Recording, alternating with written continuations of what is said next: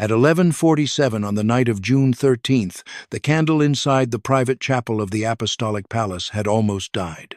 Pope Leo XIV remained on his knees, alone on the third floor, while the marble floor held the cold against him and Rome slept beyond the walls.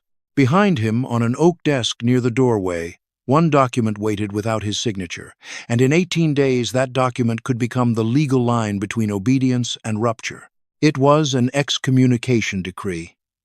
It had been prepared by the Dicastery for the Doctrine of the Faith, reviewed by 3 canon lawyers, and approved by Cardinal Victor Manuel Fernandez.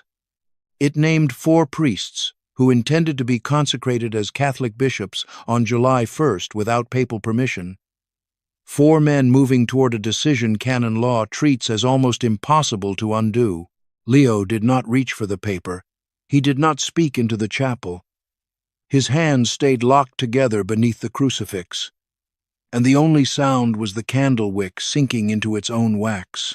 Outside that room, the Catholic Church still looked calm, ancient, ordered, and unbroken. But inside the Apostolic Palace, the leader of 1.4 billion Catholics was facing a question. No pope had faced this directly in nearly 4 decades. If those 4 men knelt in a cone and accepted the hands laid upon their heads, Rome would have to answer. If Leo signed too soon, he could turn them into martyrs. If he waited too long, he could look weak before a movement that had spent decades living at the edge of communion. The decree was ready, the date was fixed, and the Church was already counting down.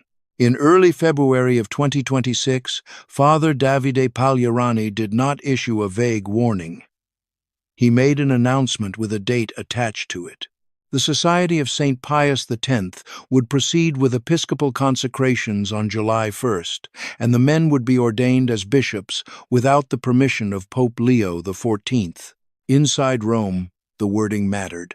It was not a complaint, not a petition, not another round of traditionalist pressure placed at the edge of Vatican patience. It was a scheduled act, public enough to rally supporters, and precise enough to force the Holy See into motion. For the Vatican, the danger was immediate because episcopal consecration is not symbolic theater. A bishop carries apostolic succession, ordains priests, confirms faithful, and gives an institution the power to survive beyond 1 generation. If the society obtained new bishops outside papal authority, it would not merely protest Rome, it would secure its future without Rome. Pagliarani understood the weight of what he had said. He had chosen July 1st because the society needed time to prepare, but also because Rome would have time to react. That was the pressure built into the announcement. Every day between February and July would now become evidence of whether Pope Leo would negotiate, punish, or wait. The first reports moved quickly through Catholic media, then into chancery offices, religious houses, seminaries, and traditional chapels across the world. In the Vatican, the crisis did not arrive as noise. It arrived as a calendar item with a deadline, and once that date entered the system, nobody inside the Church could pretend the old wound was closed. The Society of St. Pius X had never been just another traditionalist association. It was founded in 1970 by Archbishop Marcel Lefebvre, a French missionary bishop who believed the Catholic Church had entered a dangerous period of confusion after the Second Vatican Council. From the beginning, the society built its identity around the traditional Latin Mass, priestly formation, and resistance to what it saw as doctrinal compromise. Its priests celebrated the old liturgy exclusively. Its seminaries trained men to think of tradition not as preference, but as survival. Its faithful did not see themselves as nostalgic Catholics clinging to an older form of worship. They saw themselves as guardians of something Rome itself had failed to protect. For decades, the society lived in a canonical gray zone. It was sometimes tolerated, sometimes condemned, sometimes courted, and never fully reconciled. Rome knew its influence could not be dismissed, because the society operated 6 seminaries worldwide and had more than 700 priests serving across dozens of countries. At the center of that world stood Acon, the seminary in Switzerland set against the foothills of the Alps in the canton of Valais. It was not only a house of formation, it was the Society's spiritual nerve center, the place where Lefebvre was buried, and the same ground where the original crisis had broken open in 1988. Pagliarani came out of that world with unusual discipline. Born in Rimini, Italy, in 1970, ordained in 1996 by Bishop Fele, he served in Italy, spent 3 years in Singapore, led the Society's district in Italy, and later became rector of its seminary in Buenos Aires. When he was elected Superior General in 2018 for a 12-year term, he inherited not only an institution, but a wound that had never completely stopped bleeding. He was not known as a reckless man. Those who had dealt with him described him as quiet, precise, and intellectually severe, the kind of priest who lets silence do half the work before he speaks. That was why his February announcement disturbed Rome so deeply. Men like Pagliarani did not threaten lightly, and they did not attach dates to decisions they were not prepared to carry out. The Society's problem was not theoretical. Its bishops were aging, and every priest inside the movement knew what that meant. Bishop Bernard Fele, consecrated in 1988, was 60 years old. Bishop Bernard Tissier de Malaret was 81. Bishop Alfonso de Galarreta was 67. Without new bishops, the Society could continue for a time, but not forever. A bishop was not an ornament in the Society's structure. A bishop ordained priests, confirmed the faithful blessed oils, and preserved the sacramental machinery that allowed the institution to keep functioning. Without bishops of its own, the Society would be forced either to depend on Rome or slowly lose the independence it had protected for more than half a century. That was why Pagliarani's decision carried institutional urgency. He was not simply defending a liturgical preference or answering pressure from his supporters. He was staring at the future of the Society and calculating how long a movement could survive if it could not produce the men needed to continue its priesthood. But Rome saw the same action through another lens. In the Catholic Church, no bishop is supposed to be consecrated without papal mandate. Canon law treats that act as one of the gravest forms of disobedience because it touches the structure of apostolic authority itself. Canon 1382 was explicit.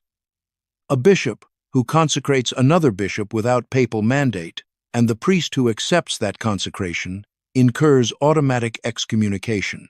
The law was not hidden, the precedent was not distant, and everyone involved understood what July 1st could trigger. That was what made the announcement so dangerous. The Society believed new bishops were necessary for survival. The Vatican believed unauthorized bishops would reopen a schism. Both sides were looking at the same date, the same chapel, the same 4 candidates, and seeing 2 completely different futures. Pope Leo XIV did something the Society did not expect. Within days of Pagliarani's February announcement, he did not send a public warning through the press office or release a juridical statement through the usual channels. He sent a man to Switzerland. The envoy arrived at the Society's headquarters in Menzingen without ceremony. He was a senior official from the Dicastery for the Doctrine of the Faith, fluent in Italian and German, and he carried a sealed proposal from Rome.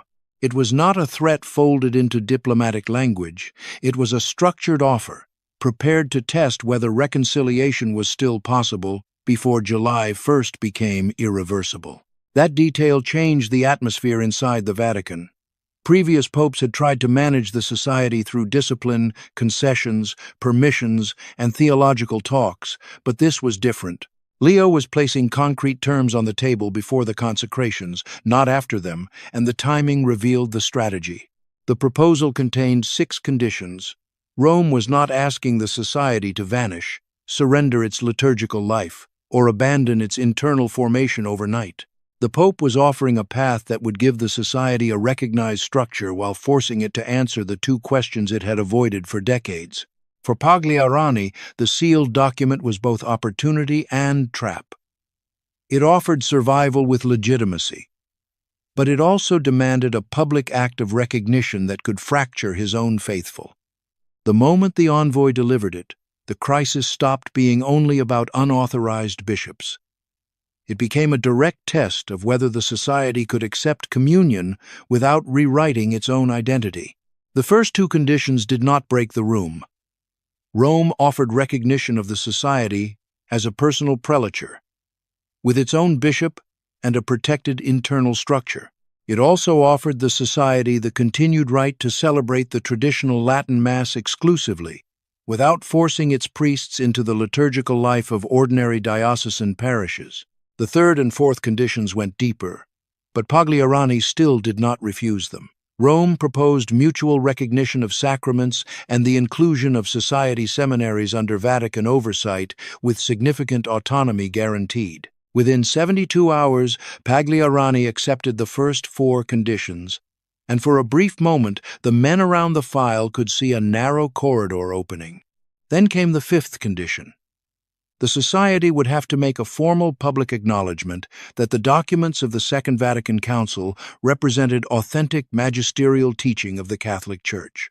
Rome was not asking them to praise every implementation or defend every pastoral decision made after the Council, but it was asking them to admit the Council itself was legitimate. The sixth condition closed the corridor. The society would have to recognize the validity of the Novus Ordo Mass, the ordinary form of the Roman Rite celebrated in most Catholic parishes since 1970. For Rome, this was the minimum line of communion. For the society, it touched the center of its entire resistance.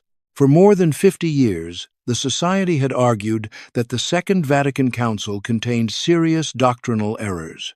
It had warned that the Novus Ordo Mass, even if not necessarily invalid, placed the faith in danger by weakening the sense of sacrifice and sacred worship. To reverse that position publicly would not look like reconciliation to many of its faithful. It would look like capitulation. Pagliarani reportedly gave the envoy a sentence that ended the negotiation. He said they had accepted 4 conditions in good faith, but the remaining 2 would require them to deny what they believed to be true. Then he drew the line in the language of conscience. No pope, he said, could ask a man to lie about what he believed. The envoy returned to Rome without the agreement. No public rupture followed that day, and no decree appeared on the Vatican website. But inside the Apostolic Palace, the failure changed the shape of the crisis, because the Pope now knew that Pagliarani would not be moved by structure, autonomy, or promises. If the superior general could not be reached, the 4 men chosen for consecration would have to be reached directly. By late May, the Vatican already knew more than the society wanted it to know. A journalist with close ties to the seminary in Ancona began assembling fragments of the story, and his account later claimed that Pope Leo had obtained the names of the 4 candidates weeks before the society announced them publicly on May 26th. That detail mattered because it meant Rome was no longer reacting to a rumor. It was studying 4 specific men. The candidates were identified by nationality, age, and history inside the society. One was a Swiss priest, 44 years old, who had spent more than a decade at Ancona. Another was a French priest, 52, who had served in parish ministry across 3 countries. The third was an American, 48, responsible for a growing society district in the United States. The fourth was another Frenchman, 55, and for years he had been one of Pagliarani's closest advisors. They were not anonymous rebels in a distant institution. They were priests with records, superiors, assignments, friendships, and spiritual histories that could be traced through the society's own world. Each of them had given his life to a movement that believed Rome had compromised too much, and each was now being asked to kneel before a bishop and accept an office that would place him under automatic canonical penalty. For Pope Leo, that distinction became decisive. Pagliarani had spoken publicly, and his position had hardened. The society's machinery was already moving toward July 1st, but the 4 candidates had not yet made the final act. They had not yet stood inside the chapel at Ancona. They had not yet received the laying on of hands, and they had not yet crossed the line that would make Rome's response almost unavoidable. The Pope began to treat the crisis as four separate consciences, not one institutional rebellion. If one man hesitated, the ceremony could fracture. If one man withdrew, the society's appearance of unity could collapse in front of its own faithful. That was why the unsigned decree stayed where it was, and why Leo chose a quieter weapon before allowing the law to speak. The letters were written before the building had fully awakened.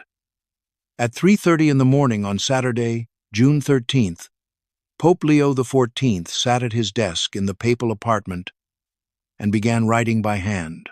He did not dictate them to a secretary. He did not send them through a formal office, and he did not allow the crisis to become only another file moving through Vatican machinery. The paper was plain white and carried the papal seal. The language was Latin. Each letter was addressed to one of the four priests by name and title, and each was sealed separately when the Pope finished. At approximately 4:15 in the morning, the fourth letter was complete, and the first real personal move of the confrontation had been made.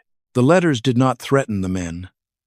They did not cite canon law, did not mention automatic excommunication, and did not even name July 1st. Leo understood that a legal warning would only confirm what the society had already told its priests about Rome. So he removed the legal language and left only the one thing no institution could answer for them. Each letter contained a single question about vocation. According to a source who later described the contents to an Italian journalist, the questions were personal, precise, and devastating because they seemed to come from someone who had studied the lives of the candidates in detail. They were not accusations. They were mirrors. By Saturday evening, the letters had reached the seminary at Écône through a private courier.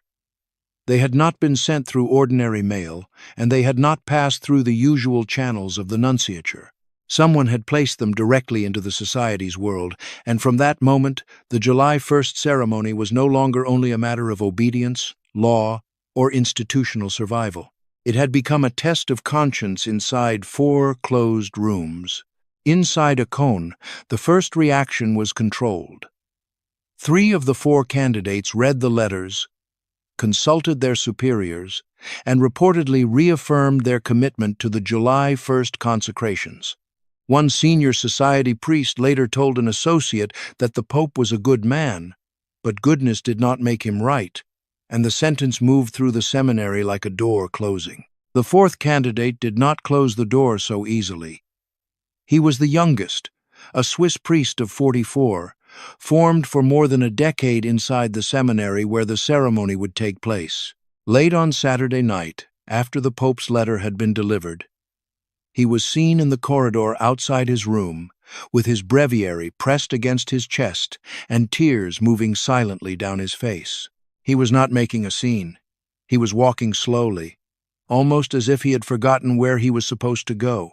A fellow seminarian who saw him later said he looked like a man who had just received news of a death, and that description traveled quietly because everyone understood what kind of death it might be. Within the hour, the seminary rector came to him. The rector was a veteran society priest who had spent more than 20 years at Écône, and he did not speak gently. He reportedly told the young priest that his tears were the devil's weapon, that the Pope was testing his resolve, and that Rome had always worked by appealing to the heart in order to break the will. The young priest gave no answer. He returned to his room and was not seen again until morning Mass. The next day, he celebrated the traditional Latin Mass as scheduled, with no public sign of hesitation, but those who knew him well said something in him had changed. That was the danger of Leo's letter. It had not attacked the society from the outside. It had entered the place where obedience, identity, memory, and vocation were already pressed against one another. The Swiss priest had entered Écône when he was barely 20, and almost everything he knew as a priest had been shaped by that world. To break with the society would mean losing more than an assignment. It would mean losing friendships, formation, language, structure, and the spiritual home that had made him who he was. To accept consecration would mean receiving a title while possibly losing communion with the Pope he had still been taught to recognize as the Vicar of Christ. Leo had found the exact fault line. He had not needed to raise his voice. A single question had done what a decree could not do, and inside Acon, silence began to feel less like unity than pressure.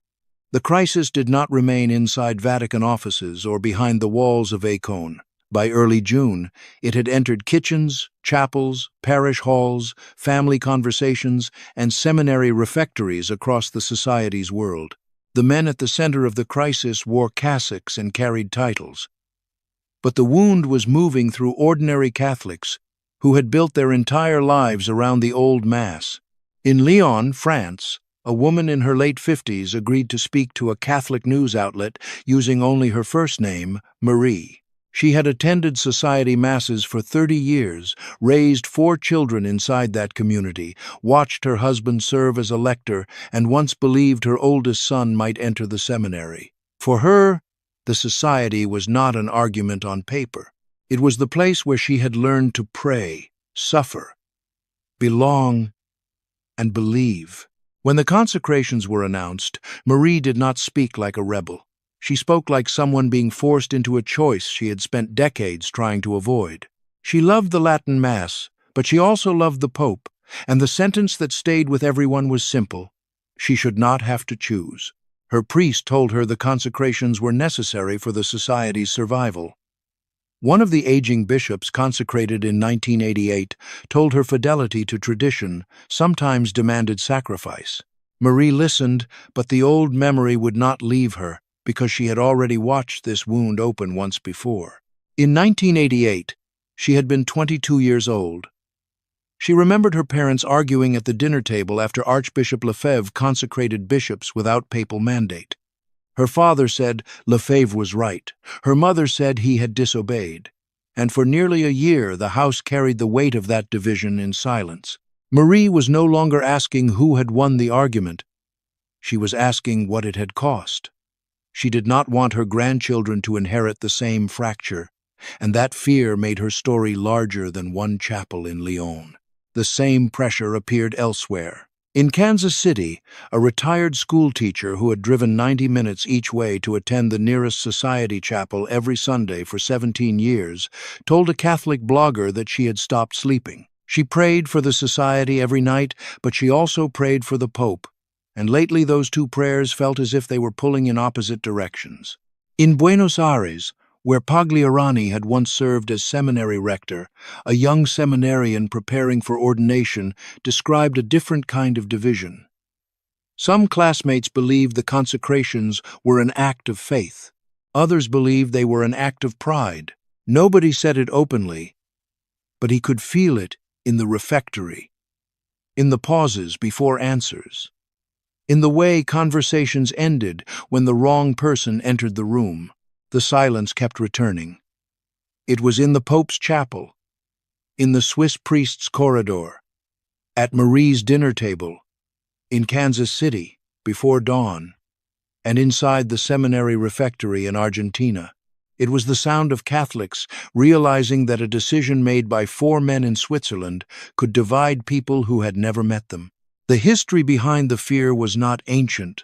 On June 30th, 1988, Archbishop Marcel Lefebvre stood inside the chapel of the seminary at Acon and consecrated 4 priests as bishops without papal mandate. Bishop Antonio de Castro Mayer of Brazil stood with him as co-consecrator. Thousands of faithful gathered around the ceremony, and French television carried the image of a fracture the Vatican had tried to stop until the last possible moment. Cardinal Joseph Ratzinger, the future Benedict XVI, had negotiated directly with Lefebvre before the rupture.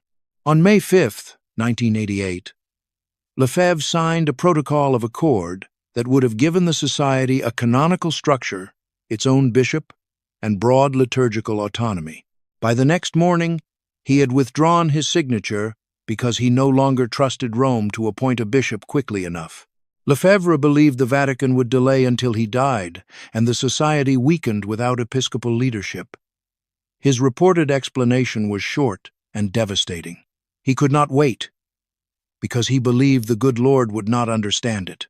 7 weeks later, the consecrations took place. The next day, Cardinal Bernardin Gantin, prefect of the Congregation for Bishops, issued the decree.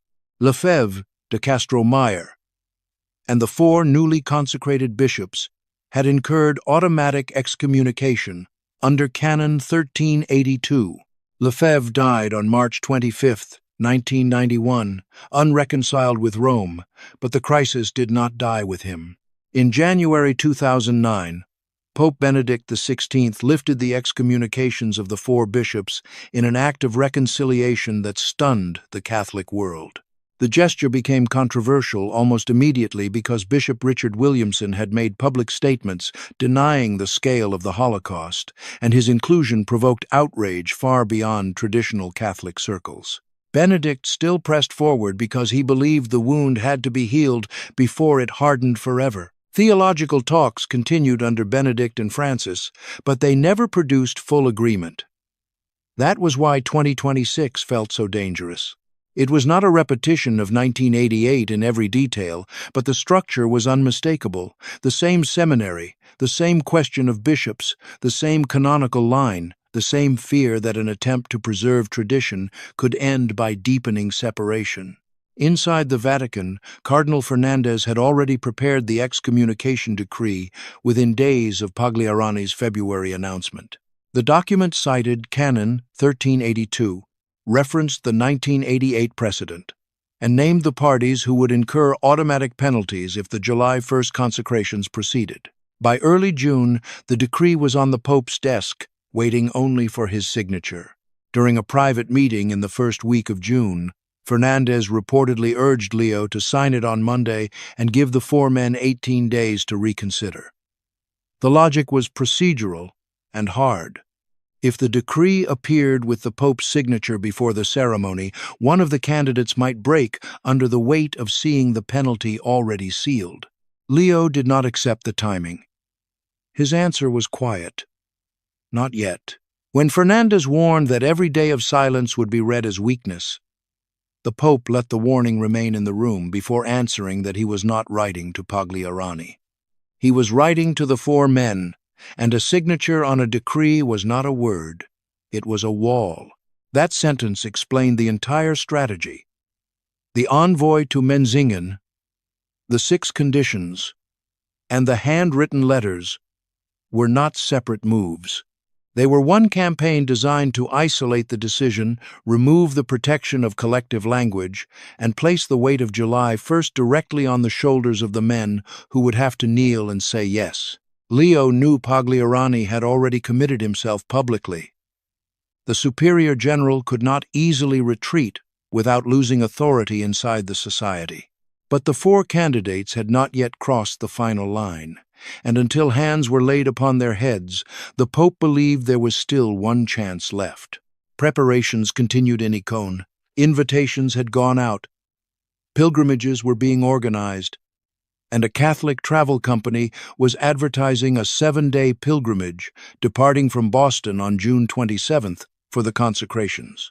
Inside the Society's world, the event was being framed as a historic celebration rather than a rupture.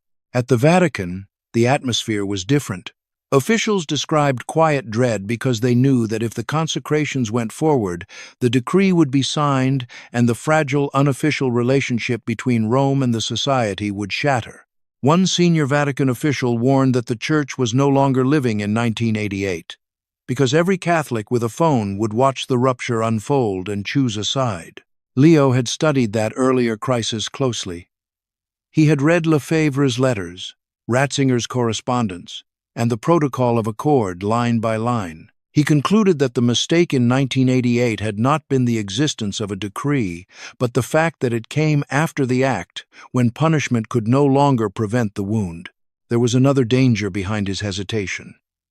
If Rome excommunicated the men after the ceremony, the Society might not weaken. It might harden. Its supporters could see the penalty as proof that Rome had become the enemy, and its seminaries could fill with young men drawn to the image of a persecuted remnant. Leo had seen smaller breaks calcify during his years as a bishop in Latin America. Once communities separated from the institutional church, pride could begin to sound like principle, and stubbornness could begin to sound like faith. The people left bleeding were not the men who wrote decrees or led negotiations, but families like Marie's, teachers driving before sunrise, and seminarians afraid to speak in the refectory. That was why the Pope held back. He was not refusing the law. He was trying to stop the moment before the law became the only language left. On the night of June 13th, after the 4 letters had been written and sent toward Acon, Pope Leo XIV returned to the chapel inside the Apostolic Palace. The candle had been replaced with a fresh one, tall and steady, but the decree remained on the oak desk behind him without a signature. According to a member of the papal household, he stayed there for more than 2 hours, praying the rosary, sitting in silence, and holding the crisis where no official statement could reach it. At one point, he opened a small leather-bound journal and wrote a single line. The household member did not see the words, but the next morning, when Leo met with his private secretary, he reportedly said he would not sign a decree separating those men from the church until he had exhausted every word he had. Then he added that he still had one word left. No one in the room asked what the word was. Leo did not explain it, and between June 13th and June 16th, the Vatican sent no further letters, no envoys, and no public warnings to the society. The silence was deliberate, and that made it heavier than any announcement. In Acon, vestments were being prepared. In Lyon, Marie held her rosary and prayed for a miracle she could not name. In the seminary corridor, the young Swiss priest carried a letter he could not stop reading and a question he could not answer. 18 days remained. The decree was ready. The chapel in Acon would soon be full, the bishops would be waiting, and the whole Catholic world would be watching to see whether Pope Leo's final word could stop what was coming before the Church relived the darkest chapter of its recent past.